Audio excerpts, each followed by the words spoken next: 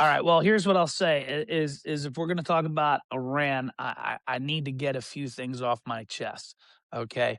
Number one, what is exceptionally frustrating to me, and I think is thoroughly irresponsible, is that you have members of Congress like my Congresswoman Chrissy Houlihan, you have Chuck Schumer, and other people that are coming out here. Mark Kelly. I'm seeing a repeat over and over again this phrase. I came from a confidential briefing. I don't know if you saw, a bunch of them came out yesterday and I've said, been I watching. came, Yeah, they've yeah, been watching these. Yeah.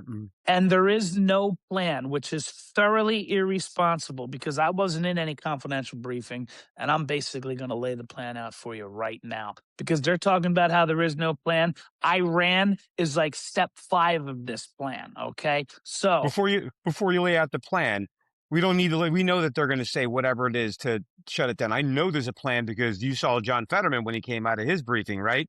And he's like, "Oh yeah, we're bombing these dudes." Oh, he was like so excited, it was the best. So yeah, there's a plan. They just don't like the plan. They don't like that Donald Trump has got the plan going. So tell us about the plan, Dan. it seems to me like John Fetterman, every single step that his brain heals, he's starting to come back to common sense over and over and over again.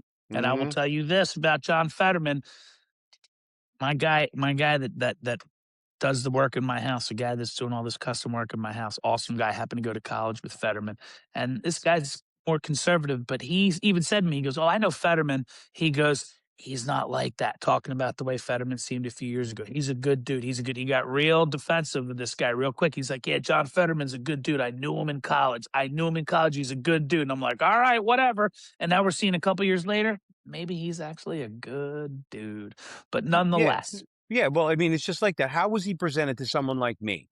I was told he ran a town into the ground. He has brain damage, yet the Democratic Party's still going to leave him up right after his stroke. It looked to me like he was just another puppet that they were shoving in. I knew nothing about the guy before, so why on earth would I believe anything else? But in like true anything, like I wasn't behind. Embarrassingly, I wasn't behind Donald Trump in 2016, right? I didn't vote for Hillary by any stretch of the fucking imagination, but I wasn't behind Donald Trump. But whoever gets in office, I'll give him a chance. And Donald Trump won me over. You know who's winning me over now? John Fetterman's winning me the hell over. I'm not a Democrat and I'm not registered a Democrat, but if we're more Democrats like that, it'll be easier to have a discussion with literally anybody. So yeah, I'm behind John Fetterman. He's wonderful. my prediction a couple years ago is that John Fetterman's wife was going to be a star because he was saying things like hello, goodbye, and not able to, like, he couldn't even answer questions. He couldn't communicate, but they would rather vote for that than anybody with an R. So they were going to put him in the background like Mitch Mm-hmm. McConnell, like Joe Biden, like they do Mm-hmm. with a lot of people. And we were going to see his wife, and his wife was going to be out front. But then all of a sudden, Fetterman turns around and turns into like this dude, it like makes sense. Like if Yeah. more people, John Fetterman should be the head of the DNC. Yeah, no, I'm not going to go that far. He found the obvious route. I've been saying this is like the first politician, the first leftist, the first Democrat that starts talking common sense and speaks to the regular people is going to come out on top. Who would have thought that the guy with brain damage was the one who was going to get that? So good for him. Maybe it is. Maybe his cognitive processing is fine and it just doesn't come out right because he still stutters. He still says things in jumbled order. Well, we got off on Fetterman because he was speaking sense on Iran.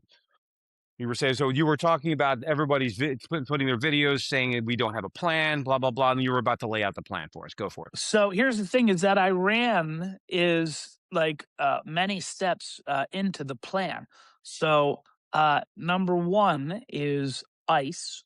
ICE has been actively removing these sleeper cells. And I've been saying this the whole time. I said this in 2021. When the border was open, they were going to send people across the border. Then all of a sudden, you're hearing military age men are coming across the border. Now all of a sudden, ICE goes 10 guys deep, 200-pound dudes with ARs in their hand. They're not coming for people's abuelitas. They're getting rid of these sleeper cells that the same people who were telling you there's no plan are now scaring you or saying out in the streets and they're going to get you. Isn't that funny how that works? Mm-hmm. So the people who've been protesting ICE, and I've been telling you to shut up, this is what ICE has been doing. At the same time, notice last year Trump was going around the Middle East And everybody's like, why is he talking to those people? Why is he talking to those people? Why is he talking to those people?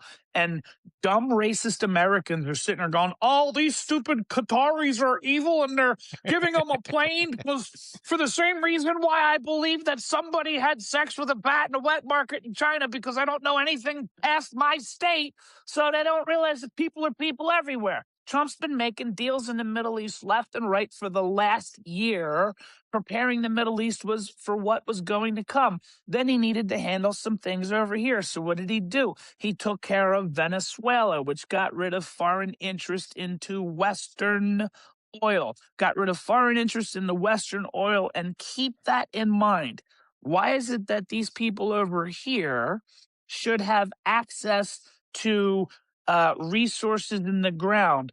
The people whose country it is deserve the resources in the ground. The Chinese Mm-hmm. don't deserve Venezuelan resources. The Venezuelans deserve those resources that they can then in turn sell to us.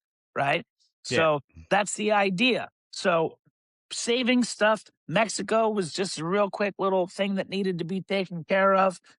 Maybe some of these Cuban boats that's been fired out of the water have been things that have been thwarted. See, the thing is, everybody talks about, oh, nothing happened, nothing happened, nothing happened. But what you don't know is what didn't happen because it was thwarted. You know what I'm saying? Right. Oh, they're just fishermen that are being blown out of the water. Maybe they're not just fishermen that are being blown out of the water. Okay. All of this stuff ties together.